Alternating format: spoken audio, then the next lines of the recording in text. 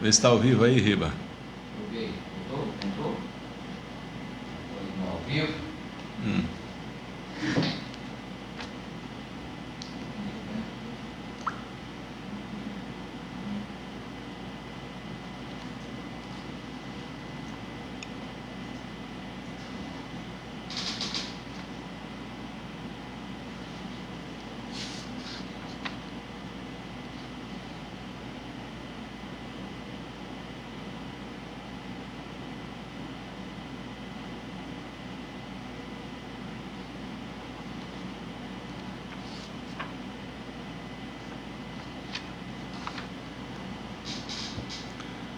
Ao vivo aqui, né?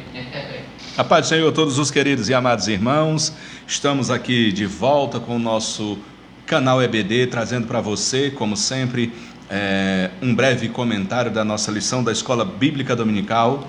E dessa feita, nós aí diante da nossa quarta lição, que vai estar tratando sobre o tema a sutileza da normalização do divórcio. Lembrando a você que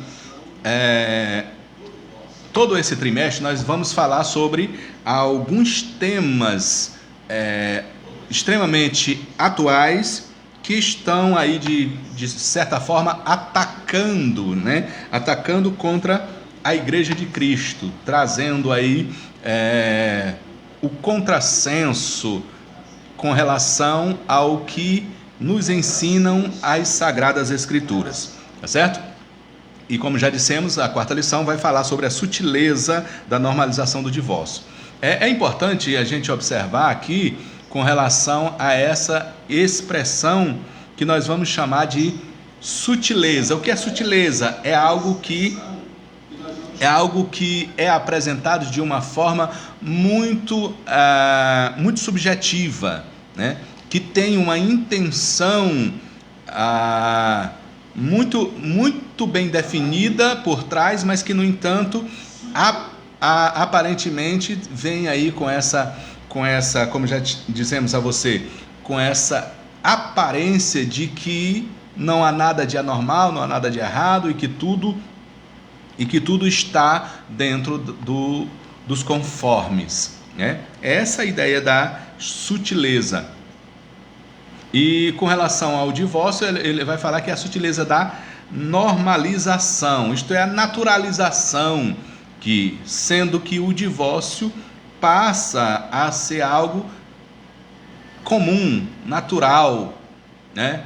Que se pode, que se deve, que se precisa ser algo que deve ser aceito pelas pessoas como algo sendo algo natural, normal para esses últimos dias.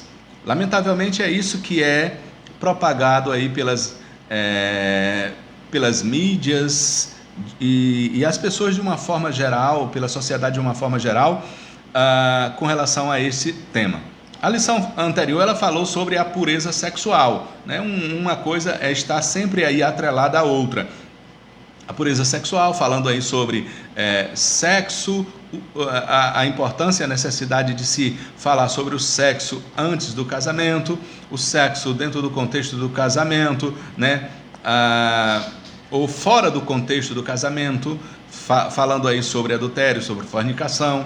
Então, todas essas questões relacionadas diretamente ao sexo e à sua prática à luz das Sagradas Escrituras, né? Nós percebemos que a sexualidade nos tempos modernos ela é algo extremamente livre para ser praticado, independente de se observar alguns valores extremamente importantes e necessários a serem observados pela sociedade nesses tempos modernos.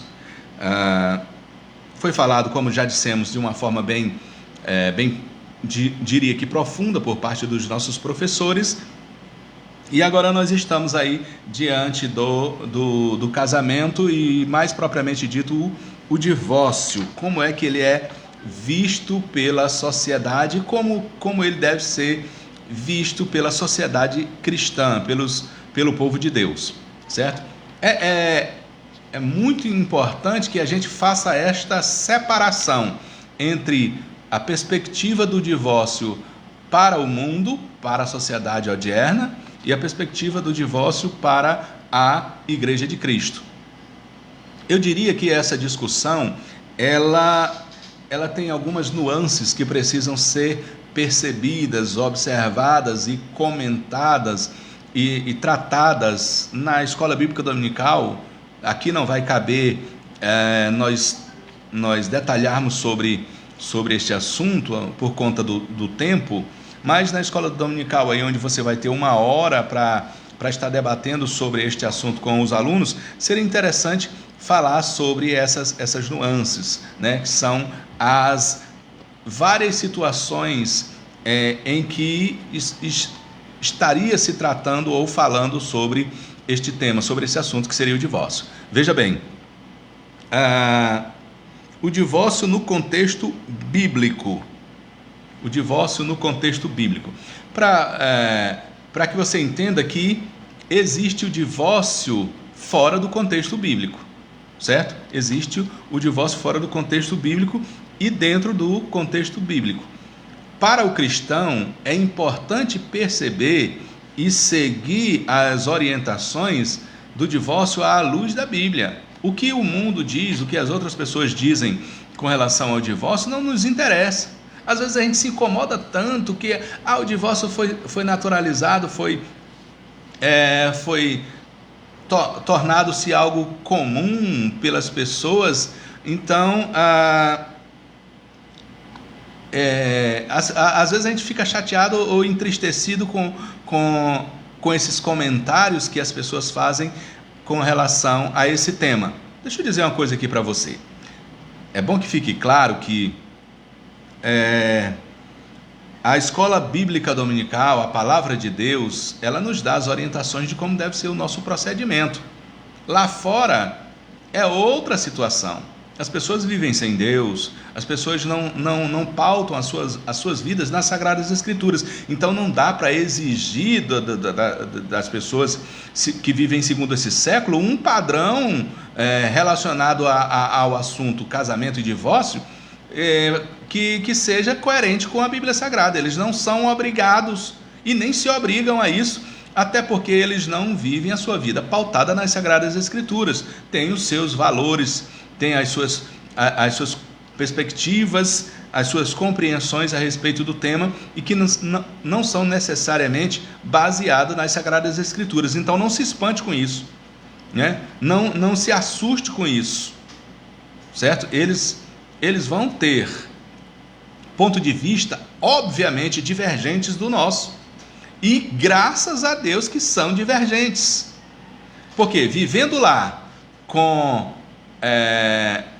essa perspectiva e nós termos pensamentos e ideias comuns, eram tanto quanto de se estranhar. Porque para ser comum eles têm que estar conosco. Eles têm que fazer parte da Igreja de Cristo, eles têm que professar a mesma fé, porque é o que se espera. Não dá para se esperar da sociedade que vive sem Deus um comportamento de alguém que vive com Deus. Você já parou para pensar nisso? Obviamente que às vezes a gente quer, espera e exige que as pessoas que vivem sem Deus tenham o mesmo comportamento dos que vivem pautado na palavra de Deus. Não dá, não é possível, né? Não é porque são outros valores, são outras perspectivas, né? Vivem uma liberdade ou uma libertinagem. Por quê? Porque se julga que o cristão, que o servo de Deus, que a serva de Deus, eles não têm liberdade, são fechados, são, como é que se diz? Trancafiados em obrigações religiosas. Essa é a ideia que às vezes o povo lá fora tem do evangélico, né? Que é uma pessoa presa a dogmas, a princípios. Não. Esses princípios eu os sigo de uma forma livre, de livre e espontânea vontade. Eu poderia não segui-los, mas eu tenho a liberdade de não segui-los, mas mesmo assim os sigo. E isso é liberdade. É você ter duas opções. Agora, quando você só tem uma opção e segue só aquela, como é que isso é liberdade? Né? Você só tem essa opção. Você só segue a esta. Agora, Liberdade é você poder fazer as coisas erradas e poder fazer as coisas certas, e fazer as coisas certas porque é livre para o fazer, não porque se sinta obrigado, não porque esteja fechado nesta obrigatoriedade. Por isso é que o apóstolo Paulo diz assim: todas as coisas me são lícitas, mas nem todas convêm. Todas as coisas me são lícitas, mas eu não vou me deixar levar por nenhuma delas. Certo? Então liberdade é isso. Liberdade é poder fazer e não fazer. Certo? É importante que a gente entenda isso como liberdade. E às vezes, ou por não dizer, o mundo não. O mundo ele não tem a opção de não poder fazer. É fechado naquele mundo de erros, de pecado, que a Bíblia diz que o Deus desse século cegou o entendimento, diferente de você, que você foi esclarecido por Deus através do Espírito Santo, onde você vê os dois caminhos. Lembra lá de Moisés? Eis que ponho diante de ti dois caminhos, a bênção, a maldição, e a vida e a morte, e dou um conselho: escolhe, pois, a vida, para que vivas tu e os teus descendentes.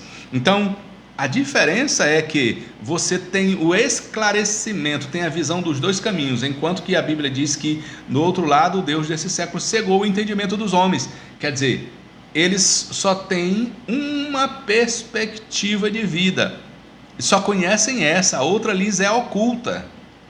Você está entendendo? É basicamente assim que funciona. Então, o divórcio no contexto bíblico é porque, para nós, o que é importante, o que tem que prevalecer, o que vai servir para o nosso modus vivendi é compreender esse assunto à luz da Bíblia. À luz da sociedade secular não nos importa, não nos interessa. É bom apenas conhecer para saber o que é errado. Até porque você pode observar que esse caminho sendo seguido nessa perspectiva, sendo trilhado dessa forma, você vai ver onde vai dar, o que vai dar, né? Que são, como o próprio comentador da nossa lição aqui vai dizer, que são resultados catastróficos para a família, para os indivíduos que estão envolvidos naquela situação de divórcio, né? Então, é importante que a gente entenda essas concepções a partir do contexto bíblico. Por que é importante a gente entender isso? Veja bem, nos tempos do Antigo Testamento, havia uma certa liberdade para o divórcio, até de certa forma ali encontrada nas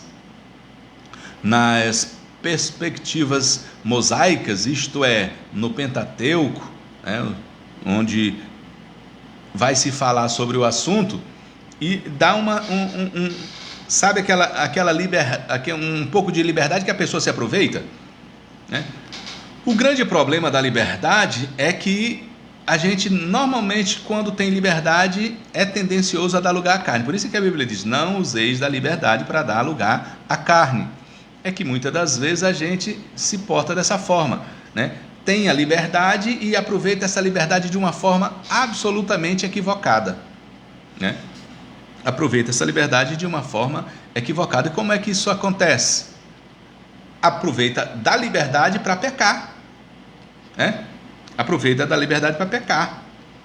E é exatamente isso que o Senhor Jesus ele apresentou aos seus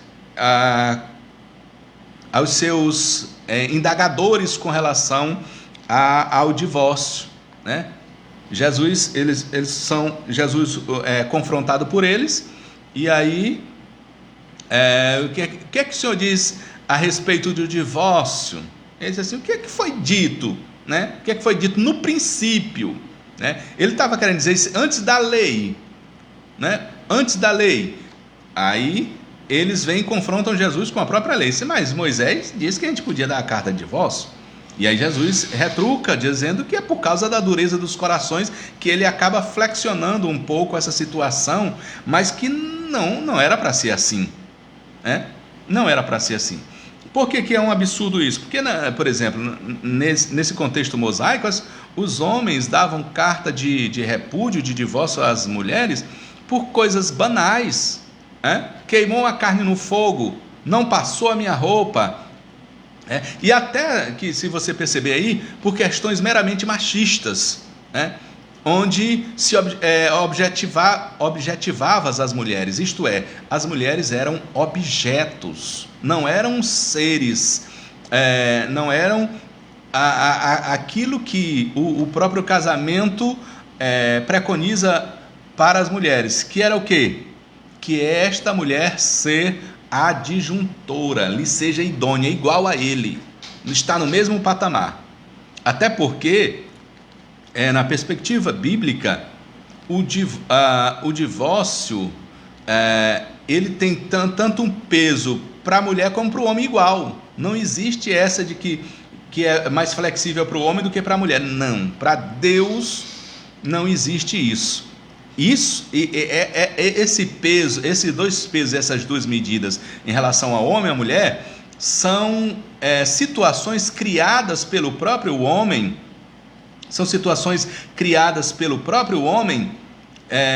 por questões culturais, né, de uma sociedade patriarcal, machista, né, que tem os seus valores pautados a partir da perspectiva do homem.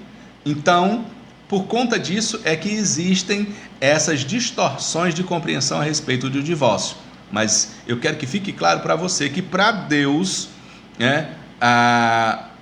o peso para o homem e para a mulher é a mesma coisa. Então, no Antigo Testamento já existia, por parte da lei mosaica, uma exigência moral para isto, né? Apesar de os próprios fariseus e saduceus apresentarem essa flexibilização, e aí Jesus vai dizer que é por conta da dureza dos corações, mas que não era para ser assim. O casamento, ele deve ser indissolúvel. Imagine aí, se o homem faz a sua parte dentro do relacionamento e a mulher faz a sua parte dentro desse relacionamento, qual a necessidade que tem da dissolução desse casamento se ambos seguirem fazendo cada um a sua parte? O problema é que para chegar ao patamar, ao momento do divórcio, uma das partes deixou de cumprir com as suas obrigações matrimoniais, seja um homem, seja mulher. Às vezes os dois não estão cumprindo ou não cumpriram com as suas obrigações e, por conta disso, entendem ser o divórcio o caminho para tais coisas. Então, entendamos o seguinte: na situação bíblica, na perspectiva bíblica, o divórcio é para sempre. Isso é que é importante, certo? Finalizando, quero dizer para você que domingo, na Escola Bíblica Dominical, esse assunto ele precisa ser pormenorizado.